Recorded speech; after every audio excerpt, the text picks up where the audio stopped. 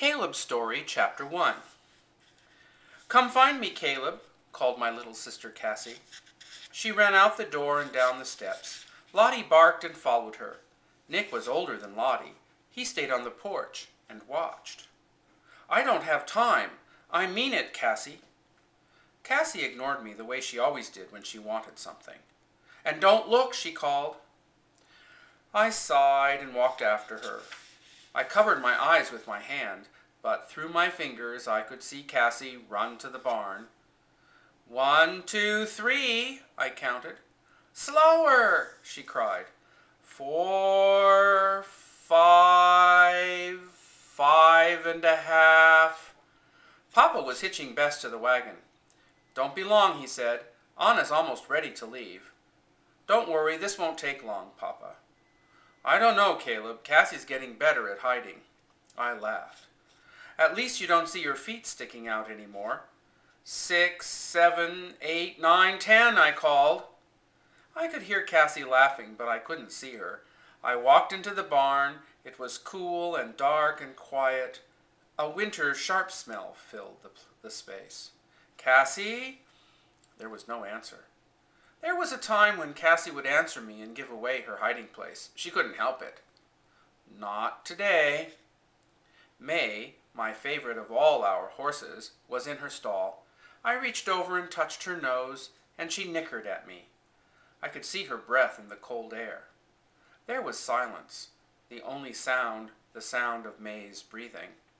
Then I heard Lottie's bark outside, and Cassie's voice. "Cassie, I hear you." I turned. Cassie tried to run by the barn door, and I rushed out and caught her, making her squeal. "I've got you, pal." Cassie laughed, and we began to walk back to the house. Lottie leaping and jumping in front of us.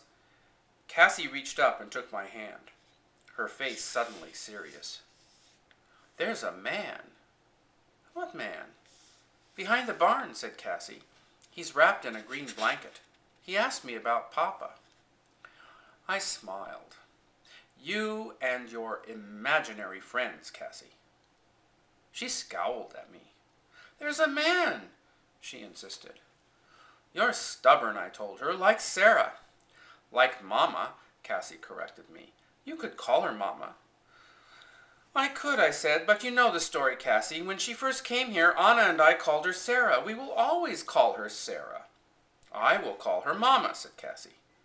I picked her up, she was so light, and Cassie put her head on my shoulder as we walked to the house. "A man," she whispered in my ear. "Do you have everything, Anna?"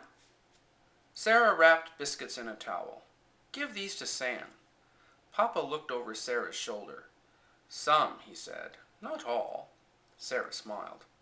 "Papa never gets enough biscuits," said Anna. Anna tied up some letters with a long ribbon. Min, our orange cat, leapt up trying to catch the ends.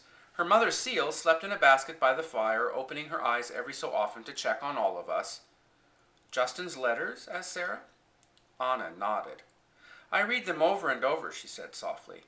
"Sometimes I feel he's standing next to me." Everyone was quiet. I used to tease Anna about her boyfriend Justin. I called him Just in Time. But not anymore. Justin had gone to Europe to fight in the war, and no one teased Anna now. I think she worked for Dr. Sam because Justin was his son. It made her feel closer to Justin. "Letters," said Papa his voice low. "You were the masters of letter writing, you and Sarah," said Anna. "What does that mean?" asked Cassie. "It means that they wrote letters to each other before they loved each other," said Anna. "I never got to write letters," complained Cassie. Papa smiled at her. "No, you came much later."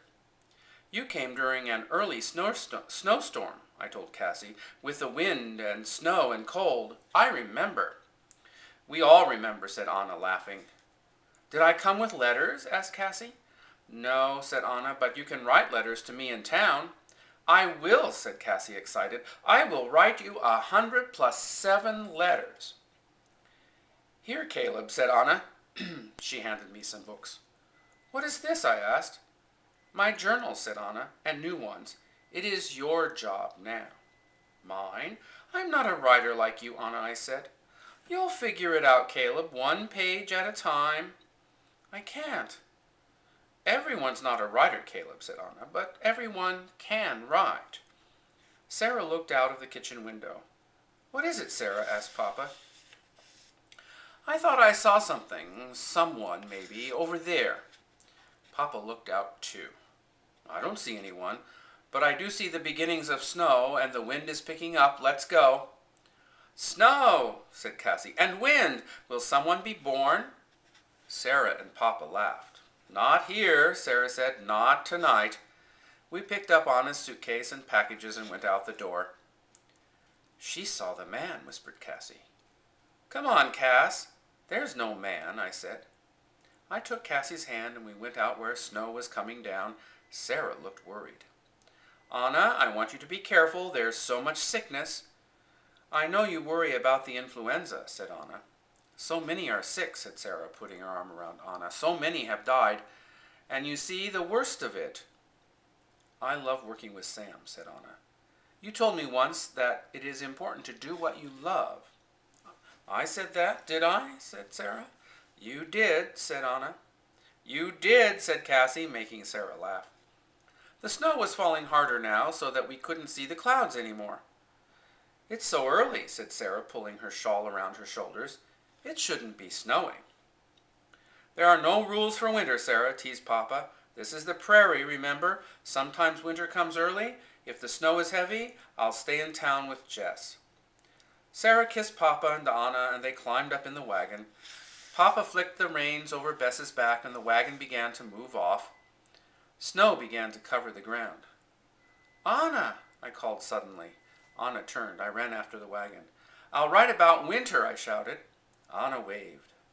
I stood watching Papa's wagon wheels leave small tracks on the wet road. All around me was the soft, surprising sound of snow falling. In the quiet, the prairie seemed larger than ever.